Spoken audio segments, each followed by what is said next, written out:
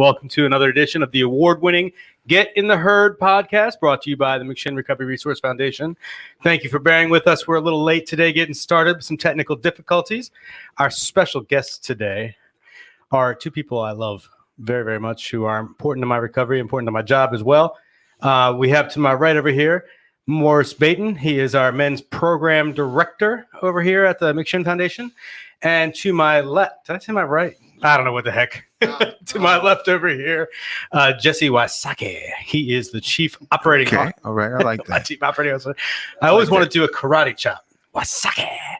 When I hear your name. But anyway, welcome to the show. Today we are talking about recovery and leadership and how that affects you in your jobs and your life and whatever the heck we want to talk about. So, Morris, why do you think I brought you on the show today? Any thoughts? Any guesses?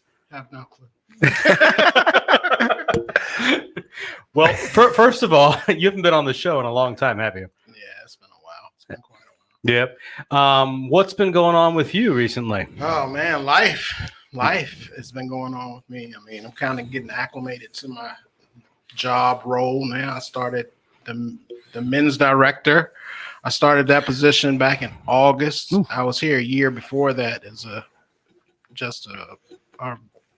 regular AmeriCorps rep, where I kind of help participants just with general things. But now, as the men's director, I'm a regular employee, and it's a very, very rewarding, to say the least, gig. And I'm just kind of getting my bearings in that now. It takes a while to get adjusted to all that new stuff. But other than that and life in general, I'm a person in long-term recovery.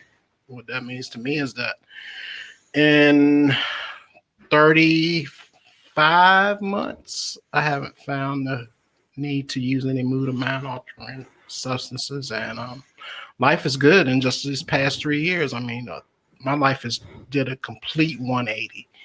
I was going down one way, and I turn around. I have a new employment, great relationship. Just actually bought a house about 3 weeks ago. Wait.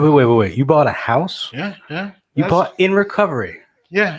Yeah. You as a direct result. Wow. Like you had like you didn't steal the money first. No, not this time. No.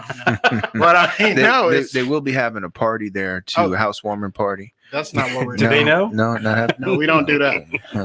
But it's kind of cool because I think about it. I tell the guys all the time because I'm older. I'm 53, and I really didn't discover recovery until I was like 48, 49.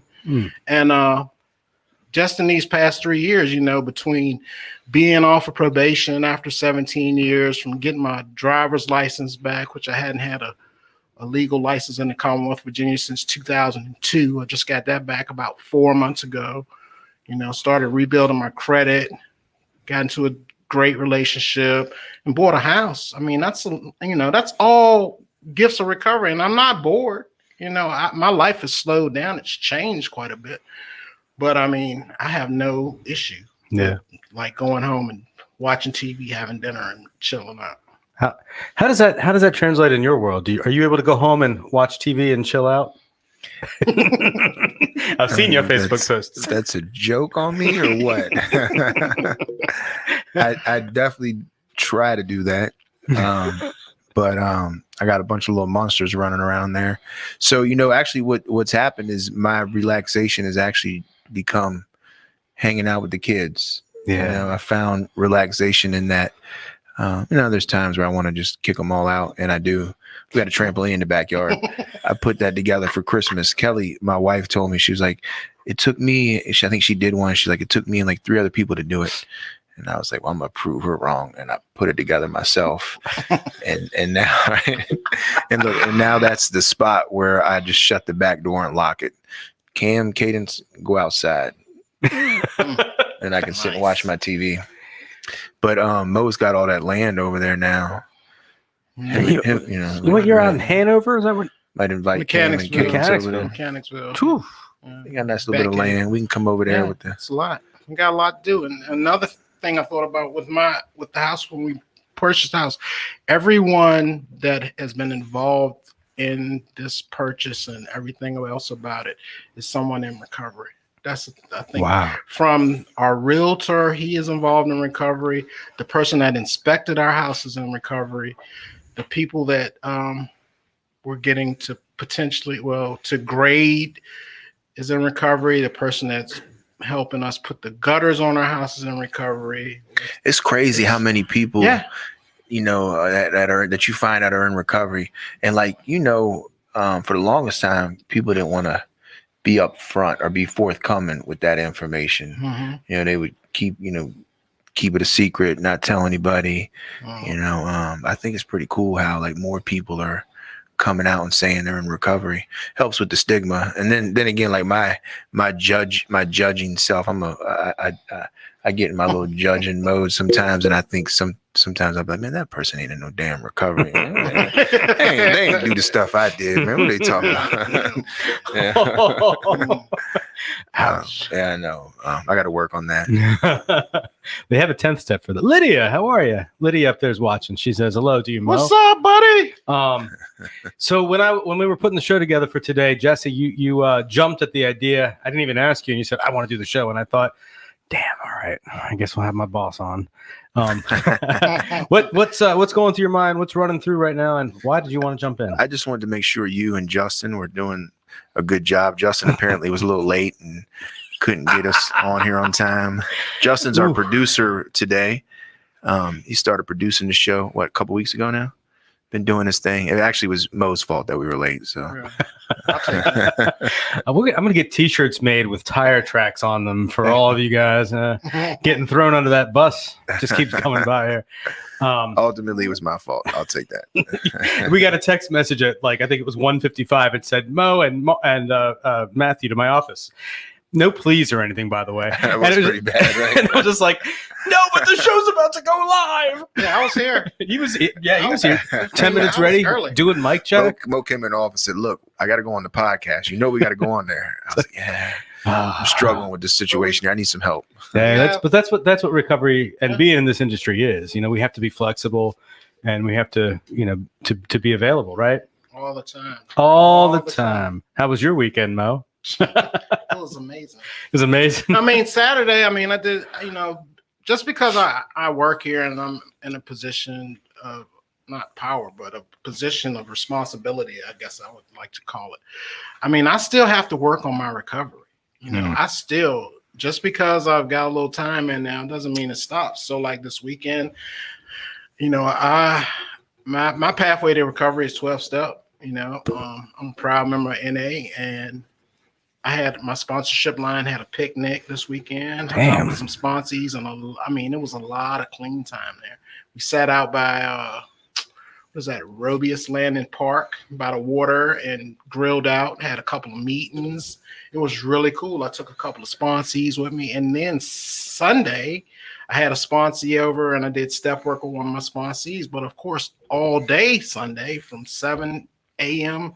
till about 9 p.m. Sunday night, I was dealing with things from work. And that's just a part of the deal, being a men's director, it's not just like come in to work at 8:30 and then leave at 5. A lot of times I have to feel issues at home. So, that's just part of the job. I accept it. Sometimes it gets a little frustrating. Like I was really, and it doesn't happen every day, but it's that time of the year where a lot of different things are going to start happening now. So, yeah. Oh, John. We're looking at the comments over here. John Karenberg. I'm not going to take any offense because I don't think I know you, but Mo and Jesse are two of the nicest guys. I'm not just sitting here. You should know John. He's a volunteer here. Nathan. Karenberg. Oh, that's John. Wow, their last names. It's an anonymous program here.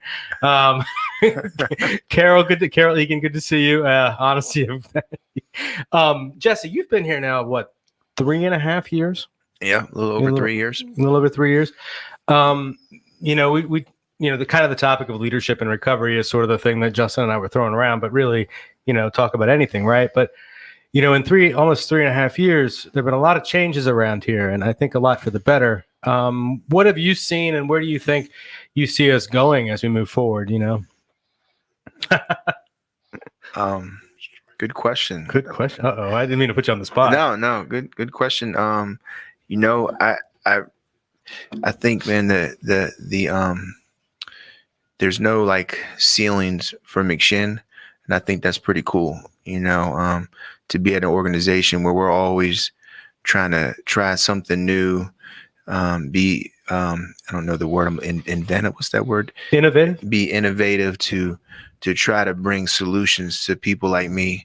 You know, what better place to work for? So I think, you know, that's what we have to look forward to as a team. Like, we're always trying new stuff. Sometimes it can be frustrating, you know, and sometimes it can be real rewarding. And, you know, and sometimes we're not trying new stuff. We're just sticking to with what works.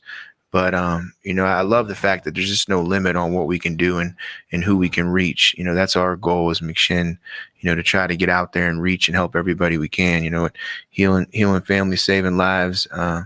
You know, when you really put that into perspective, you know, like really put it into perspective. Sometimes I don't take the time to even, I'm just go, but like to really think about like what we do on a daily, like what the team does on a daily basis, man. It's just, I mean, it really is God's work, you know, so it's cool to be a part of that. It really is. You know, I love it. I wouldn't change it for the world.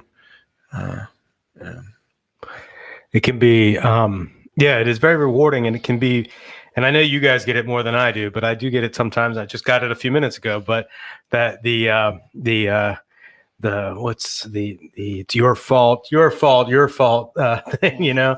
I just got that actually. Did you just get that too? Yeah. I just got a little bit of that. It was more like, why are you always pointing the finger at me, Jess? That's what I got. And I wanted to be like, well, you just don't know. I bet like if you ask everybody in the program here, they would tell you the same thing. Jesse's always pointing the finger. like Jesse's always that guy finding something wrong. And I hate to be that. I hate that though, man. It's like, damn, I don't want to be that guy. I really want to help. You know, what I've learned, right, you know, is like to decipher through help or harm. Like when people help me, there was a time where I used to think they were trying to harm me, you know, and I used to get confused with, I thought help was like, if I'm dope sick, you know, you got to give me $20 so I can get well, right. You know, and then the greatest gift, my family, my sister, in fact, right, she's in recovery as well, man. The greatest gift she ever gave me, she told me no. I remember calling her up one time, asking her for some money. And I was like, man, I just need a couple dollars. Just give me $5, you know? And she was like, no, so I'm not giving you nothing. And that was like one of the best gifts I ever got, man, because it made me reach out for some help, you know, it made me reach out and make some changes in my life. You know, and I feel like, you know, here, you know, some of us get put in positions where we have to be that individual to say, it's probably not a good move for you to go run off with that girl, or it's probably not a good move for you not to go to, well, probably not a good move for you to go run off with that guy. Whew, let me get that straight. He has not changed, y'all. you ain't gonna get that straight. That's true. That's good. I like that. Damn. We put all the business out there. Yeah, but you know, I feel you, Nathan. Sometimes the fingers get pointed at you. You know, the truth is, man, I think, and I don't think, I mean, I know everybody that's on this team, man, their hearts are in it. You know, everybody's in it. You know, you're not making millions off this stuff, right? We don't get rich. You know, we definitely don't. You know, we scramble, we struggle, but the hit is we love what we do. You know, we get to see people like Justin come on back and now producing, man. When they told me you were producing, I was like, what? He knows how to do this stuff? I didn't even know that, man. That was the secret. You had a little secret on us, huh? Okay.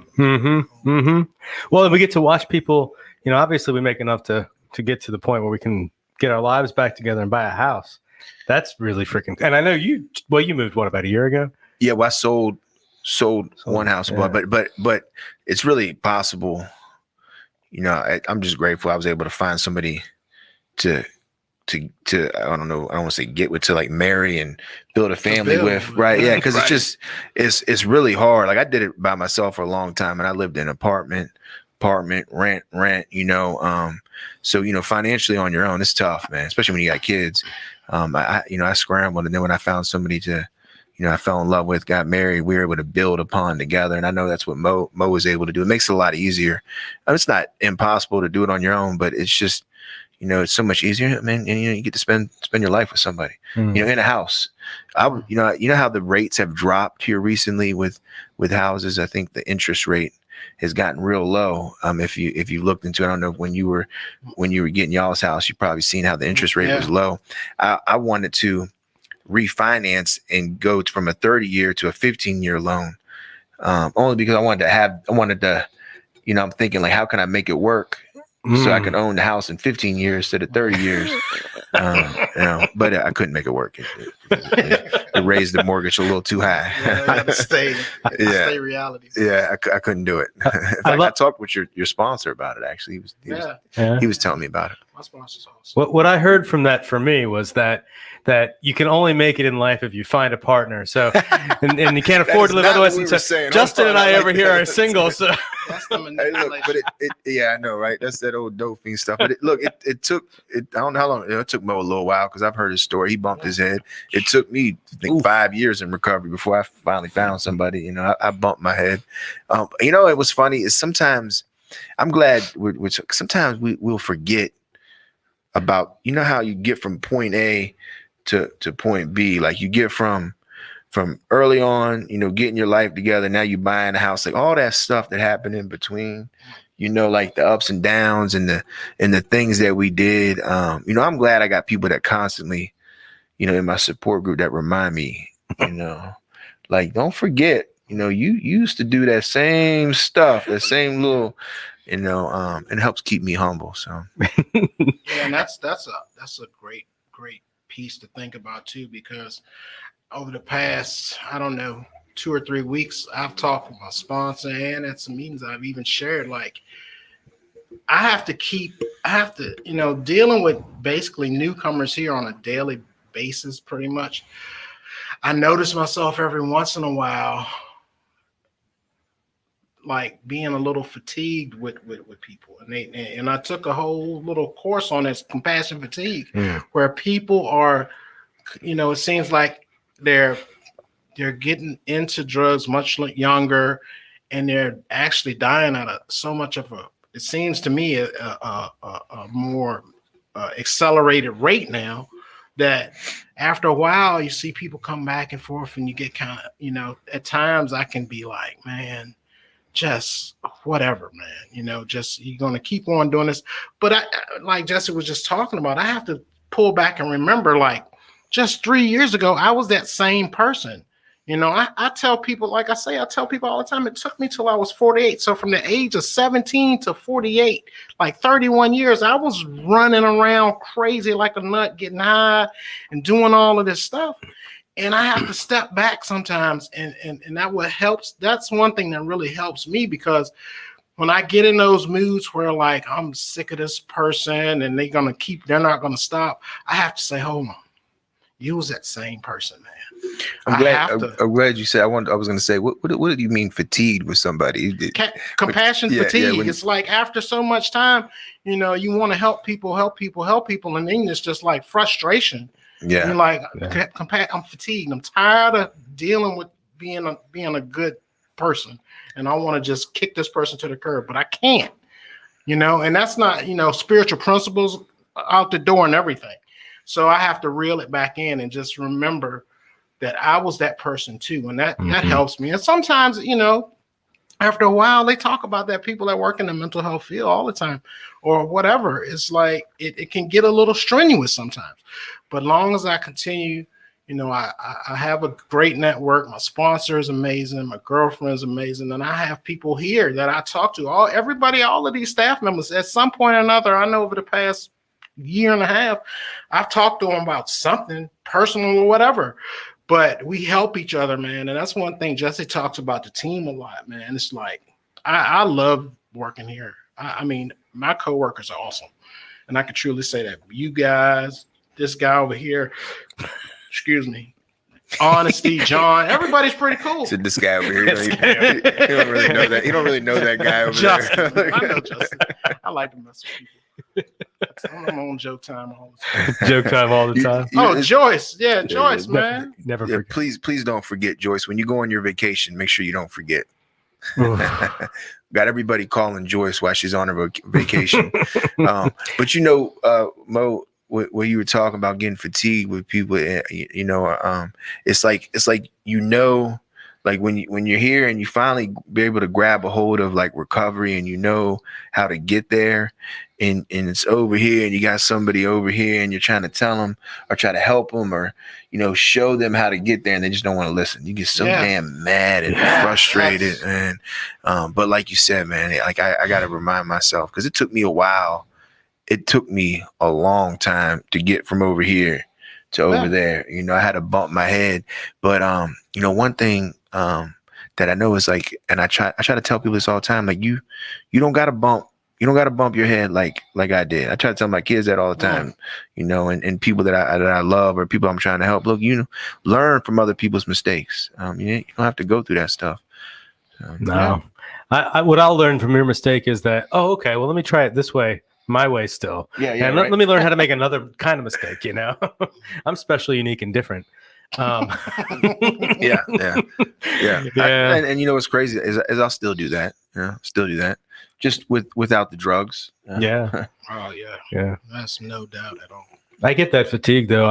I'm constantly bumping up against that for me, boundaries are still, they're probably always going to be a thing, but trying to create healthy boundaries, with everybody in my life, and my life is really saturated with McShin participants and staff here. It's kind of where especially with COVID, it's not like I've been able to go out and socialize. So it's kind of my life is a lot about participants or former participants. So creating healthy boundaries, and where is the line between, am I just enabling or am I actually helping, right? And that's like help or harm. Yeah. That's one thing I always keep up front, man. Like, I remember this gentleman, I went through this program and he would come in, I kind of like stole his little bit, his material, but he would do this class on help or harm. And like, when I heard him do it, man, it was like one of the best classes I ever heard. It was like, I need to learn how to decipher whether it's help or harm, and 9 times out of 10, typically what happens here is we're trying to help, but it often gets confused with harm. Like, hey, you can't have a cell phone, or hey, don't get in a relationship right now, or go to a meeting, and all that stuff is it's not harming anybody. It's just we're just trying to help, but it gets confused very quickly. So yeah. So what else is going on for you guys? Well, I can tell you some stuff going on. No, it's good stuff. Good stuff. Good. I'm like, okay. No. Great stuff. And talking about buying a house and the stuff going on at home. My in-laws are in town. And like, I've always wanted to be married. I remember when I was single, I used to my last job, I was HR director, and all the other department heads, they all were married, and we'd have to stay late for something or have a meeting, and they'd have to check with my husband, or I have to check with my wife, and I was single, and I was like, man, I can't wait to be able to be able to be that guy, right? And and then they would have to, well, my in-laws are in town, and I used to always, I can't wait to be that, be in that position. And I'm in it and I love it. My in-laws are great now. I'm not really good at like checking with my wife. I fall short in that area a lot. She's good at reminding me though. I've gotten better. Reminding you that you fall short? Well, reminding me that I need to, and it's not even, and it's not asking permission, just checking in. Like I forget to communicate. My communication is not the best. Mm-hmm. And I think it's because, when you're single and you're raising kids by yourself, you really don't gotta like say, hey, so-and-so's got practice tonight, or, we're going here for dinner, and I forget to do all that stuff. But I've gotten a lot better over the past few years. But so the in-laws are in town. They're moving. They sold their house up in New Hampshire, and they're moving down here to be close to us, and I think that's real cool. Wow. They're staying in our spare room, and really I love having them. They probably think I don't, but I love it. They're like, they spoil us rotten. It's like it's pretty bad. Hope they're not listening. Don't stop spoiling us. To his in-laws, if you are listening, he does work those hours. He is always around. He's always gone all the time anyway, right? It's not you. No, but it's cool. I'm really, I mean, and I know Kelly's happy. She's gonna have her family down, so that's something that it's pretty cool going on. They didn't get they put a bid in for a house last night, but Kelly texted me earlier and said that they didn't get it. Like, it's crazy, the bidding wars for these houses now.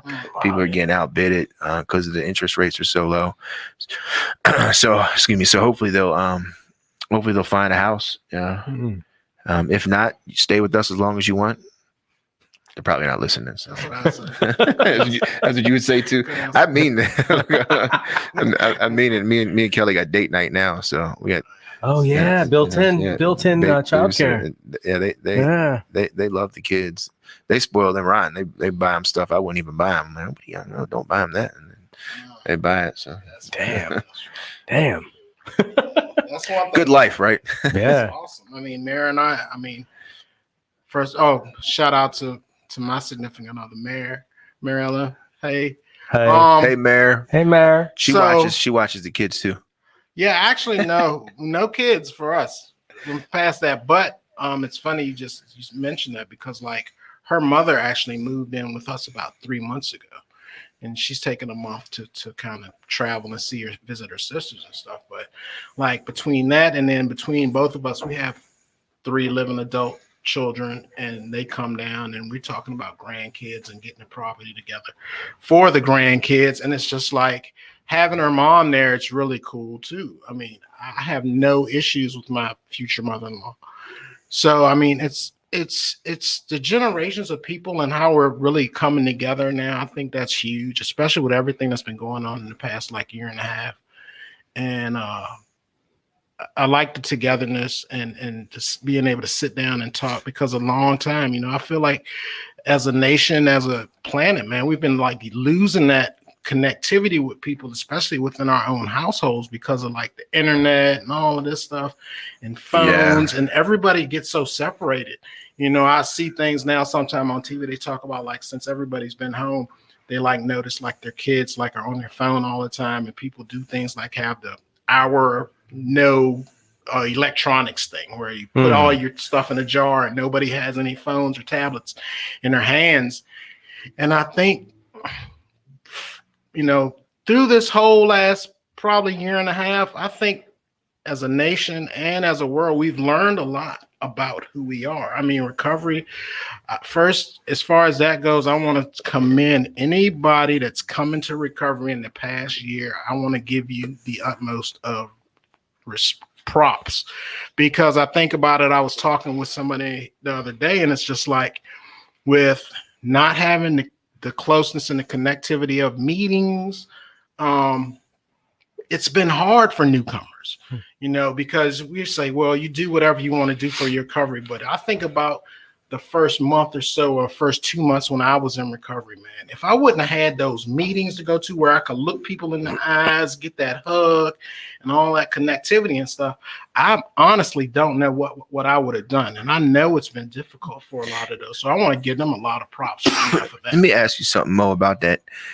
And I feel like it's just me, but talking about, meetings in the rooms and like COVID, it seems like a lot of, and I hope no old timers are listening and they don't want to get mad at me, but it seems like a lot of old timers are getting comfortable, like with the Zoom platform, and they'd rather like do the Zoom platform. Have you seen that? Like, I know like a couple of the home groups that I go to, like they don't want to come off the Zoom platform. And it's like, well, I feel like the governor like say 50 people now, and it's like, why we got to still be on the Zoom platform? Like, come up off that. Let's meet in person.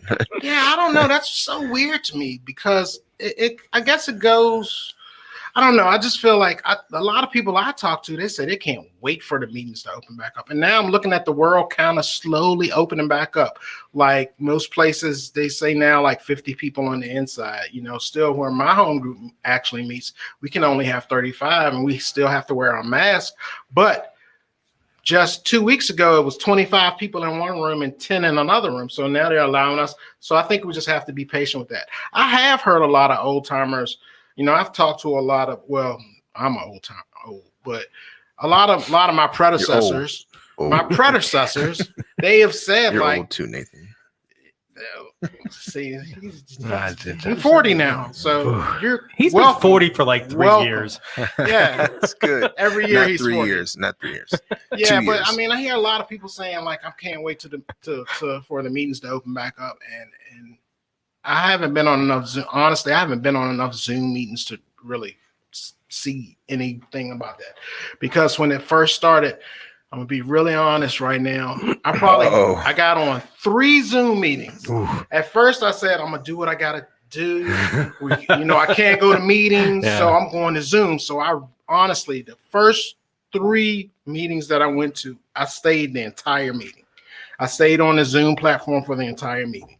By meeting number 4, about 10, 15 minutes in, I'm at the meeting, and I look at my PlayStation, and My PlayStation. home took over, and I just couldn't stay focused. I'd get up, go to the bathroom, have to go outside to smoke cigarette, all that, and the past year has been kind of hard for me. Not as far as my recovery, but as far as like doing the things that helped me to stay clean. So my meeting attendance hasn't been as great, but it's getting back now, and that's all I'm looking. I'm trying to continue to move forward with it.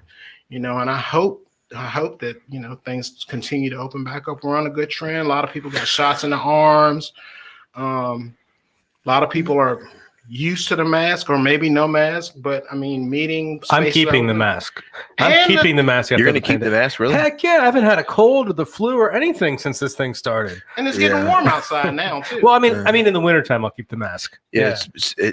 I heard somebody on a talk show talking about that, how like if we become so like germ phobic that as soon as we get like one little sickness, we'll end up like dying from it or something. That I'll leave that to the generations after me to worry about. The For younger me, ones. this generation, my generation, who's gone through all the diseases, and believe me, I've done a lot of crazy stuff, and I think I'll be okay.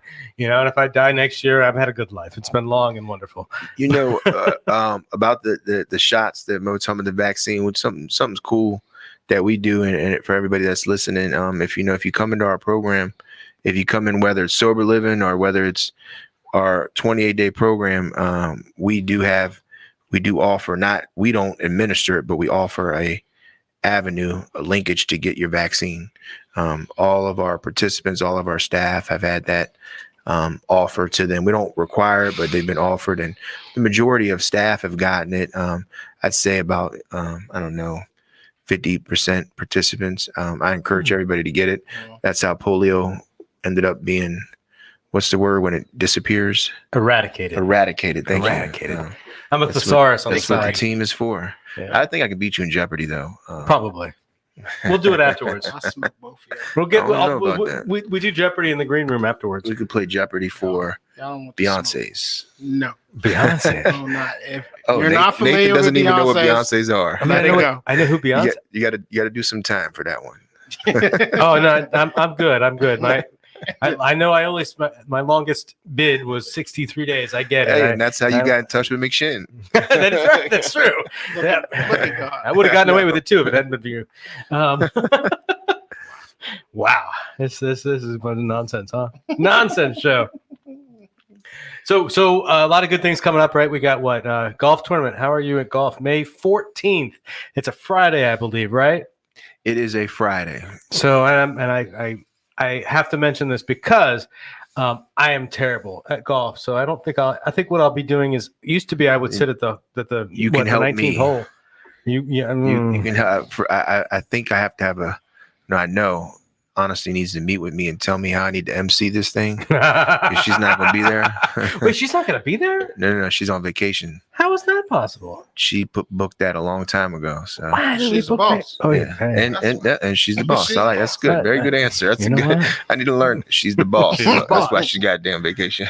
You do that at home too, man. It works. Yeah, you know what? I'm learning. I'm telling you, young Wait, what did she say? She said yes. Well, so May 14th, it's a Friday, and it's a whole day of golf, right? Because we got lunch and a dinner. We've got sponsors. So you're emceeing the show, huh? Yeah, something I love like it. that. I love it. Something like that. Yeah, I can see it. So you definitely can assist me in that since you're not golfing. Who was it that made a joke about seeing? Was it you yesterday? Was it today? I walked into a room. Mo makes a lot of jokes. Yeah, Nathan. well, you gotta, it was about seeing my reflection in the back of your head. Who was making that joke yesterday? Must have been him. the reflection in the back of my head. Yeah. Bald head guy. Well, I had a whole nother joke to tell about that, but I think I remember that. I think Who that did say that? Somebody did say that. Yeah. So yeah. Hmm. Anyway, travel baseball. So Honesty's going to her son's travel baseball tournament instead of playing golf, she'll be watching her son Wyatt play baseball. He's pretty good too. Yeah. He's traveling good. And everything. So this whole golf tournament, right? You can participate in this golf tournament, right? Is that what I understand, right? Yes, Yeah. it's what, $500 a team? Oof. Team of 4. Oof. Am I wrong on that? No, that sounds like a deal. Sounds like a great deal. It didn't sound like the way you said that. That's Cut that off. Cut that off here. Make sound. sure that's not playing. Ooh. But It goes to a good cause though. It goes to help McShin. All the proceeds go to benefit an indigent. It's somebody that's indigent coming into the program. So fundraiser. It's for the alumni program. Yeah. So anybody who has been a past participant who needs to come back, or a family member of a past participant who needs to come. Speaking of that, Justin is a past participant and he came on back, so he would benefit. Justin, those of y'all don't know Justin, you can't see him. Justin, can you make yourself visible? He's the man behind. There's no way to make himself visible. We don't have that camera capacity anymore. The man behind what's Oz? What was Oz? I can let you hear me though. Oh, yeah. wow. Welcome, the great Oz. Oh, It's right, in the our man behind the ears. curtain. He's the man in my ear.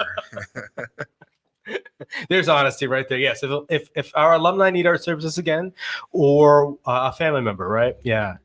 So that's what those proceeds go to. So it might, to some, it might look like a big cost, but it really will help a lot of families and a lot of individuals that suffer from substance use disorder. Yeah, no, that's and it's a lot of money to me because I work here, but to other people who don't work here, who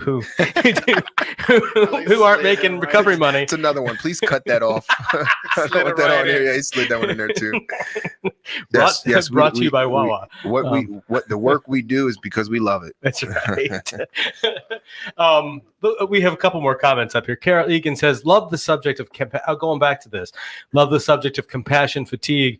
You are all strong warriors. It has been the gift of my lifetime. Excuse me. She's I'm not going to say her age, but it is so filled with trauma. God bless you all, and McShin, the best place to get better with all of you healers." Well, that's awesome, That Carol. is Yeah, awesome, thanks, Carol. Yeah. Thank you. I love having Carol on the show. It's been a few months, Carol, I think. I mean, at least with me anyway. Maybe you've been on with John, but honesty up there. John picked the date without asking me. Checks out. Yeah, he just kind of put it on us one of our manager meetings. It was just like, we're doing the golf tournament. It's like, huh? Oh. And trust me, y'all don't have to do anything. I'll take care of it all. That's what John said. Yeah. I think he lost us at trust me. Cut that too, would you? No, but in all seriousness, though, it is an awesome opportunity, because we missed it last year, and did we do one the year before? I feel like we haven't done it in a few years. It's been 3 years. The year I started here, that's when they did one. Yeah, like right before I came on. Now or right around when I came. Right on. after I was here. When I think the last one we had, I was here because that's my first year. Okay. Yeah. I mean, you were definitely here. Yeah. So it's been 3 years. Yeah. Jeez. Which it's funny because it seems like a long time, but also doesn't seem like that long at all. And it's kind of funny how that is. And time flies when you're having fun. Right? Well, yeah. Right. I mean, in terms of my recovery growth, it's a long time. It's been a long time for his recovery growth. Yeah, we're still talking about lamps, aren't we? Yes. Cuss me out over a lamp. Oh gosh. So listen, our time is coming quickly here to an end, but I do want to bring up tomorrow. We're gonna have the women on the show tomorrow. I think what did we say? Dixie was gonna do it. Jill's doing it. Jill, Dixie's Dixie, doing it. and And I think Joyce is doing it again. I think Joyce is begging off, and we're going to allow a participant to join. So more will be revealed, but you definitely want to tune in for that. Dixie and Joyce were fantastic, and Courtney were fantastic last Wednesday. On Thursday, well, actually, we have a couple of different options for Thursday, but 2 different things planned for Thursday. So whichever one we have is going to be exciting. I'm not going to reveal yet which one because, either way, we're going to have a good show. It's going to be the 5 fingers of death. Y'all out there listening don't know what that is. Oh, God, please explain. Mo might be able to explain. Mo, go ahead. So radio I'll show give you a comes beat. on, the I'll guy give you the gives beat. them a beat, and they rap over it. No, we will not be doing that today. I'm not prepared. Oh, God. Not prepared. So we'll prepare for that gosh. next time, and we'll have a beat, and it'll be the 5 fingers of death. Turn it up. Okay. Jeez. That's Check it out, Nathan. You might like it. Is this where do I find this 5 fingers of death? Is this like a fickled finger of fate award? Google Sway in the morning. Yeah. Is That's it's a hip-hop thing. Eminem's radio show. Oh, okay. So I can actually Google it. His radio station, I think. Okay. So I'm not have to worry about Shea like an image. 45. Yeah, Shea 45. Okay. This isn't like something really scary where No, images of. I'm not even going to say. No. Okay. I don't know what you was gonna say. You don't want to Yeah. know. Whatever's in your Definitely. mind, make it worse. And They sit around just like this. Yeah. Literally just like this. And go ahead and hit the beat, Justin, and I'll do it. Never mind. Too late. There wasn't Justin, you're not on cue. no. no, nothing like that. But so, like, in closing, I guess the world's getting ready to open back up, and Recovery Fest. Are we doing that this year? We are. We definitely we're doing Recovery Ooh, Fest. It's yeah. actually going to be on 9/11, so we'll have we'll do something in remembrance of that. But it does fall on that day. We are having it. We're not too sure. We're not too sure on whether we're going to do the barbecue cook-off or the More will be revealed. Yeah. we're working towards that, but we are doing it. Last year we ended up if those of y'all remember, it really was a really, really big turnout. Yeah. And we kind of like I don't want to say caged in, but we fenced in everything. I think we're gonna have it back open. But we're still working on it, but we are having it, definitely having it. Oh yeah. So definitely. keep your eyes and ears, and stay tuned in, and look out If you for want that. to, It's always a great event. if you want to be a vendor there for it, contact us at McShin. Yeah, contact us for that, and also if you want to sponsor a hole for the golf tournament on May 14th, we still have some hole sponsorships available. If you want to play golf, let us know. Get in touch with us. Honesty or Matthew Connor. Also, one other thing, if you're an alumni and you want to utilize our alumni room, come see myself. You get a key. You donate and you'll get a key, your own key. You can go in the room anytime you want. You just got to schedule your meetings if you have to have a meeting. Pretty cool room. TV in there, a little lounge, books. Big TV, 75 inches. It's a 75-inch TV in there. It's pretty big. I'm jealous because I have a 70-inch at home, and I'm like, You have a 70-inch TV I do. and $500 is a lot of money for you? That TV was that cost me $450. Yeah, I know. I don't have a 70-inch at my house. Yeah, but you got kids. Yeah, I know. I don't. True story. Whiteboard. I have a lot of them. Yeah, white. That's what we need, a whiteboard. This is how you're going to watch TV. I'm going to draw it for you. We used to play Listen, I grew up. If anyone of my family's listening, you know this stuff. But we didn't grow up with a lot. My dad was an enlisted man in the Navy, so we didn't really have a lot of money. But we used to play games like we'd go into the kitchen and we would just ad lib stuff with kitchen utensils. I mean, we had fun. We did fun stuff. It was Kitchen fun. utensils. Yeah, you get one of those. You ever used to spoon fight with the plastic spoons? Pencil fight in school? We pencil fight. Yeah, absolutely. Yeah. And I was making swoles as a kid. So Swoles. I mean, we didn't know it was a swole at the time. We were taking We were just talking about that in the office, weren't we? Yeah. Making swoles. Well, you didn't call them swoles though. What did you call it? We called them pizzas, salads, Pizzas, swoles. salads. Yeah, there's all kinds of names for them. Just We're not living like that today. Amen to that. shingdings. Shindings. Just throw a bunch of stuff together and you eat it. So, well, today's show is brought to you by the Red Bull flavored smoothie from Wawa. If anybody wants, I got the small one because I wasn't entirely sure. Now that you're saying that, that's good. We somebody out there sponsor this show. Anybody out there listening? Still a Please. sponsor out there? Please. This is the number one rated, the number one podcast in Richmond. So it would benefit you to sponsor us. So Yeah. check it out. Might work how out we for roll. your organization company. So. Yeah. Well, listen, everybody. Thank you, Mo. Thank you, Jesse, for joining us today. Thank you, Justin, for being the phenomenal producer that you are. Tune in tomorrow at 2:00 for another edition of Get in the Herd. Woo-woo. All right. And the five fingers.